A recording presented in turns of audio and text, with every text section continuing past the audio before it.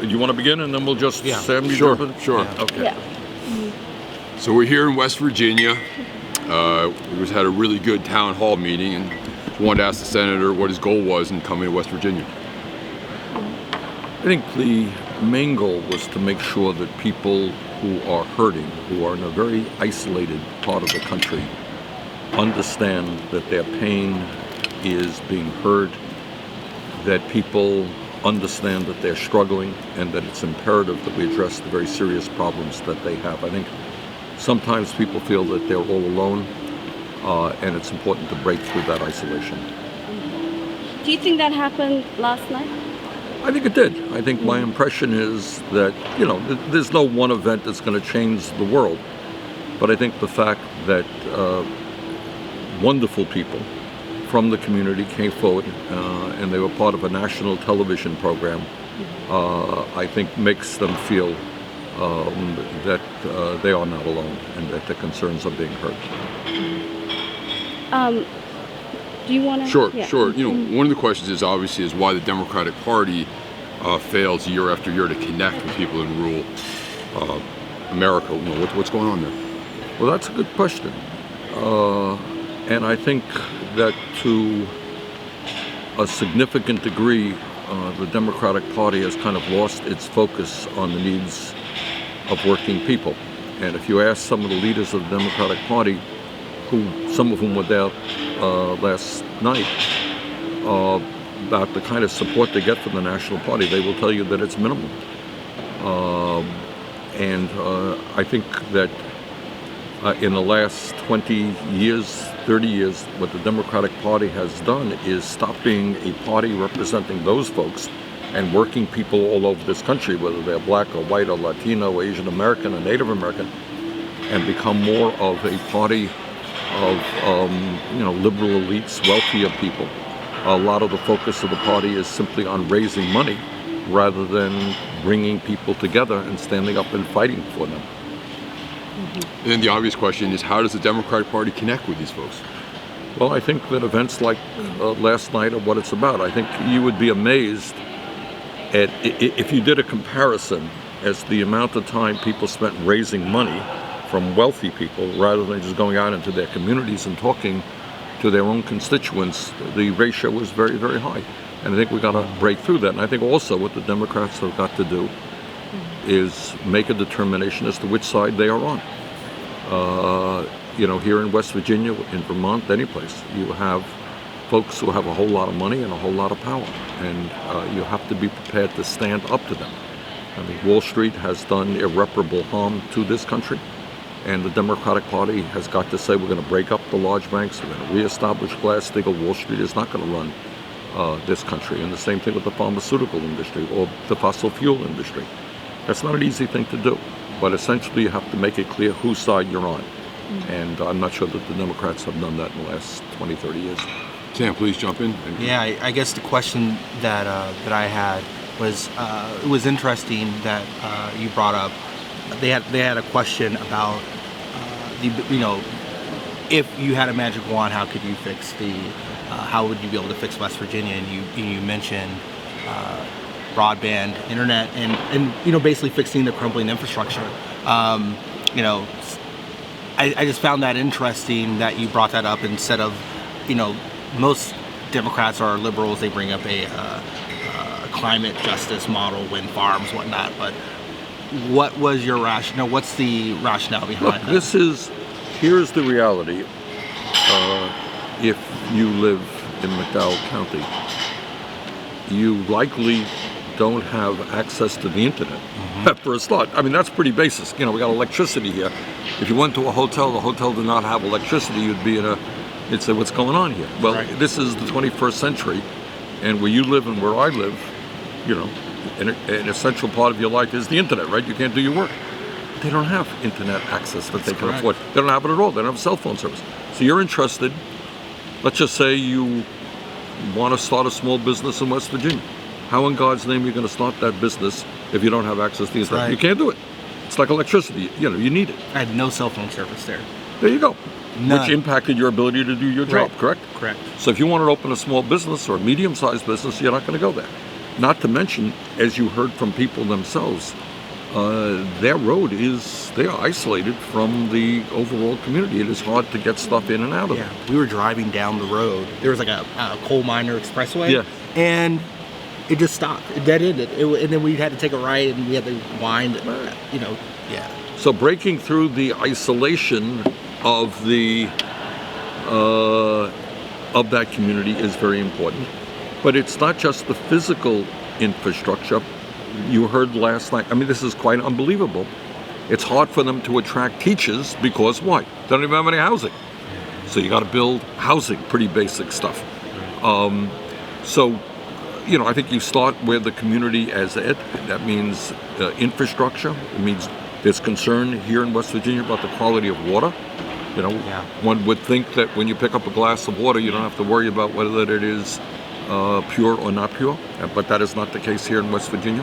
And when you do all of these things, by the way, you start creating the jobs that the community needs as well. So, and healthcare, obviously. And, for these kids there, we saw some kids at the high school, beautiful kids, bright kids. They need to know that regardless of their income, they can get a higher education. That's why we've got to fight for public colleges and universities being tuition-free. Lev?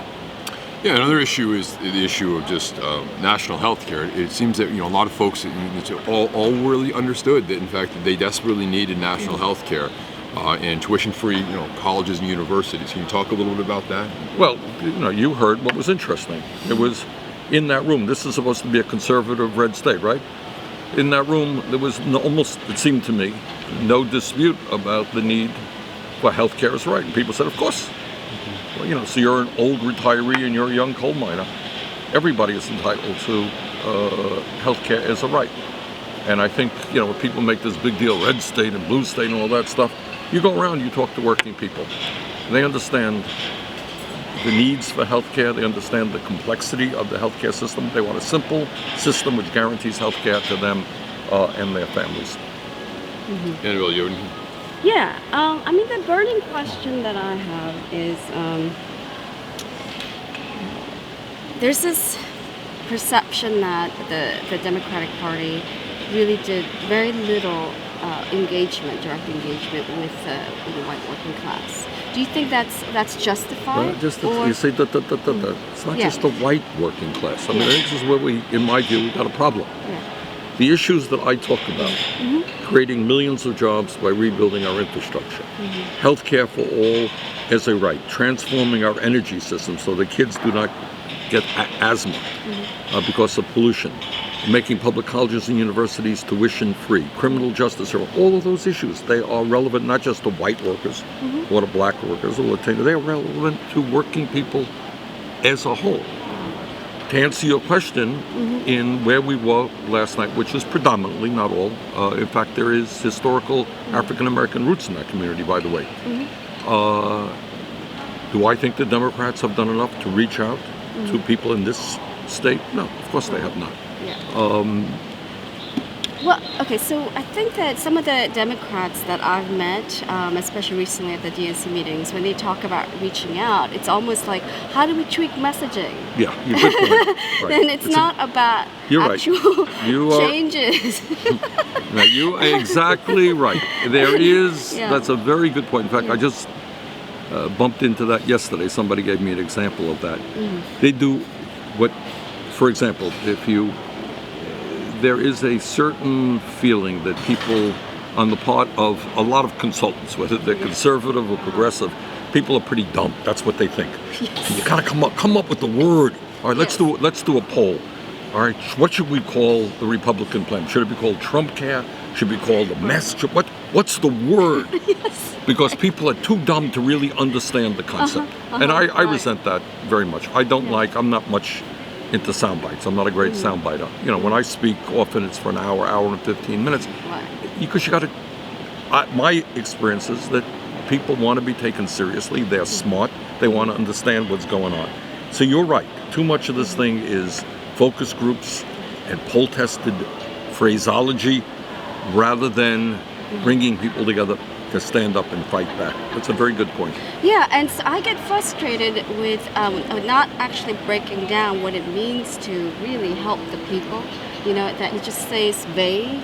that we're going to connect, we're going to reach out. And I love the fact that people were able to ask you very explicitly last night. What about this? What about this? Right. How do we address this? Right. You know, and so it's not just this kind of general thing. People are, Yeah. for my whole political life, I yell and scream. If you read the book that I wrote, there's a Yes, chapter I on the did. corporate media. And the attack is that the corporate media does not take people seriously, to answer your question, does not pay attention to the real issues impacting their lives. Why has, for the last 40 years, the middle class in this country been in decline? That's a pretty simple question. Go up to people. Why do you think people are working longer hours for low wages? Do you think it is appropriate that so few have so much? Yeah. Isn't that a good question? Never asked.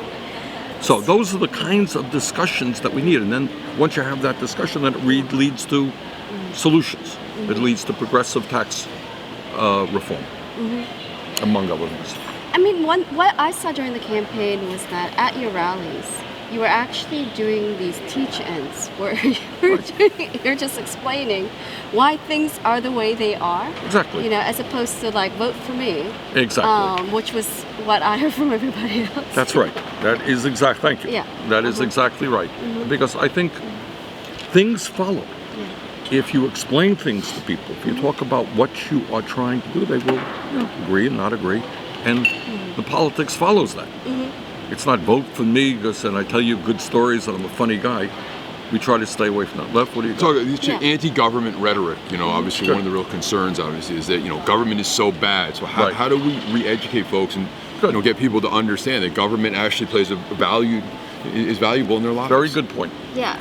But that rhetoric, the anti-government rhetoric, it's so hard for us activist organizers to address that, confront that, and to get them, persuade them. Well, here's the problem that you have. What the Yeah. Republicans do, which is pretty smart, they destroy the ability of government to do anything, and then they tell you that government can't work. If you had a restaurant and you fired most of the staff and it took you a long time to get food, you would say, what's wrong with this place?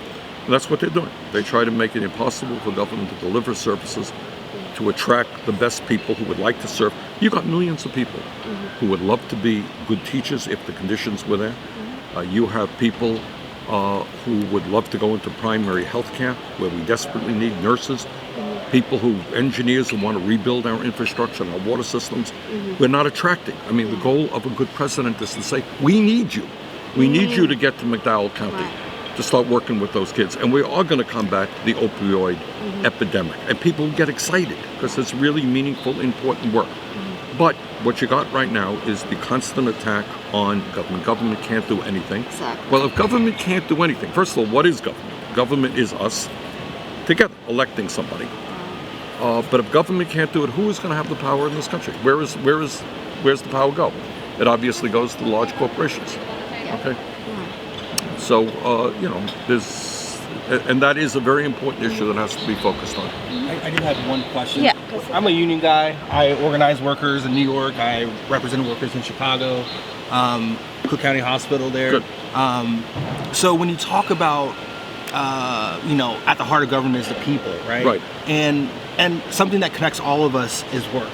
Yep. Right. And so if we wanted to encourage people to be more, to get involved in government, what would enhancing workers' rights? How would that look like? From your level. That's a great question, and I think the answer is multifaceted. I mean, ultimately, at the end of the day, what I would like to see, not so many people would agree with me, is to see workers having a lot more power and influence over the jobs that they have. And in Vermont, we have had some success in worker-owned companies where you and your colleagues actually sit down, decide how things are going to be done, determine what people, how much the top guy makes and what the other people make. And what we find is that people feel they're not going to quote-unquote work. They're going to something that they're excited about, they're part of. It works pretty well. So the idea of worker co-ops, worker-owned industries, is something that I would be very supportive of. Second of all, obviously, workers on the job have got to, you don't have that circumstance, they've got to be able to negotiate for decent contracts and wages. and we have to make it easier for workers to form unions. I don't have to tell you. There's been a major anti-union effort making it harder for workers to form unions. We have to make it easier. And we have got to, even within the union movement, some of the great unions are still having a hard time involving people in the process. So, democracy, I love democracy. And that means whether it's a union, whether it's work, having people participating in the process. But that's a great and important question. Lev, well, let me just elaborate that. So in terms of unions, are on the decline. So Yes. how do we change the philosophy? How do we get the media to talk about these issues and get people to understand that unions actually are positive? Sometimes you can't only look at the media. I think too often, Annabel asked about, messaging and so forth. And too many Democrats think that a good event is something that gets good media coverage. Well, we all want good media coverage, all right? Last night we did an event. I hope the media coverage was good. But I'll tell you the truth. If there wasn't one media there, it was obviously a television show. It's going to be on television. You can't spend your whole life worrying about what's going to appear on television. You got to do it with the people. So if you have a meeting with 50 people and there's no media there, but you have communicated, you have gotten people excited, that is, at the end of the day, the most important thing. Trump taught us, we did the same. I am a great fan of meetings, of rallies. People come together, they feel that they're not alone, they get excited, they go out, they talk to people. That's worth a hell of a lot more than TV ads or even a good TV story. So, yeah, media is important, but don't spend your whole life just trying to do media. But, I think, so the answer is, Levi, is that, it's a lot of hard work. It means, which I'm sure you do, putting people down and explaining to them what a union does. Do you want to have a little bit of influence, or do you want your employer to go and say, hey, you're fired, you came in late today, we don't need you anymore. I don't have any rights, I've been here for 10 years. No, goodbye. Right. I love when, on the campaign tour, you talked about how corporations can't have it all. They can't have it all. Right. And, when they when they have anti-union policies and they try to keep people out of work, it's interesting when they try to, suppress unions. Yeah, it seems like they have it each. This is another issue. When we talk about issues, greed. And that is the incredible level of greed that exists. I didn't get into it last night, but this whole issue of income and wealth inequality, where you have just so few people owning so much wealth. Most people don't think that that's moral or appropriate, but it ain't discussed very much. Our job is to discuss it. Lev, what do you got? One thing to talk about just your self-esteem and self-worth. Moving stories about the fact of just the lack of hope. How do you instill hope in people, particularly in an area, where there is a lot of significant problems? Well, you're right, and Sabrina raised that issue, and it was an important issue. You would think, well, it's not political, but it is. We have got to make if people think that they're worthless. Yes. If people are brought up to think I am an insignificant human being, then why do you expect to have health care as a right? Why do you expect to have education as a right? You're worthless. Yeah. And again, this is tough stuff. It ain't going to be a TV ad that does it. We have got to give people confidence that as human beings, they are important. And that's a very deep issue. Yeah. But what corporations want, what big money wants, is you to think they can do anything with you. You're garbage. And if you're garbage, you have no rights, and I can do anything I want to you. So that's a very important question. It's related to that is also this erosion of the idea we the people and the power that comes with that construct. Absolutely. If you feel worthless, then by extension you feel like other people are worthless, and you don't value this incredibly important concept of we the people, the most important union, right? Right, exactly. And I don't know how to address the thing that's destroying it, which is that depression, that hopelessness, and so many years of scapegoating each other for the problems. Yes. So how do we start to undo that? Well, look, there's no math. If I had all those if I had all the answers to those questions, I wouldn't be here. But it's those are the questions, and it gets back to what and why I love that community. It's a community that has been beaten up so badly, and yet people understand the importance of love, the importance of there is a camaraderie, there is a togetherness, a sense of community that's very strong there. But I think, there's no magical answer. It means how we treat each other, the kind of support we give each other, and taking on this ideology, which is a vicious ideology, which says that the only thing important in life is making money, and you are garbage. I don't need you. You are worthless. You don't need any health care. You don't need any education. You don't need any job. I don't have any responsibility for you. It's all about me. I mean, in many ways, Donald Trump represents that. I can lie and cheat. I can get sued thousands of times for screwing people. Doesn't matter. All that matters is me getting more money. And that's an ideology that we have got to figure out how to, in a sense, it's not political, but it's an ideology that we have to take on. And I think people in the religious community have to get to step up.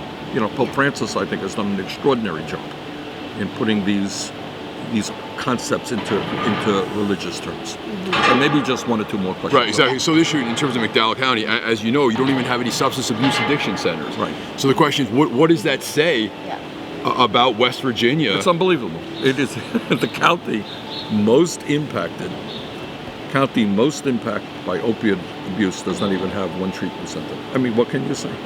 It is a question of that. Well, that issue is no different.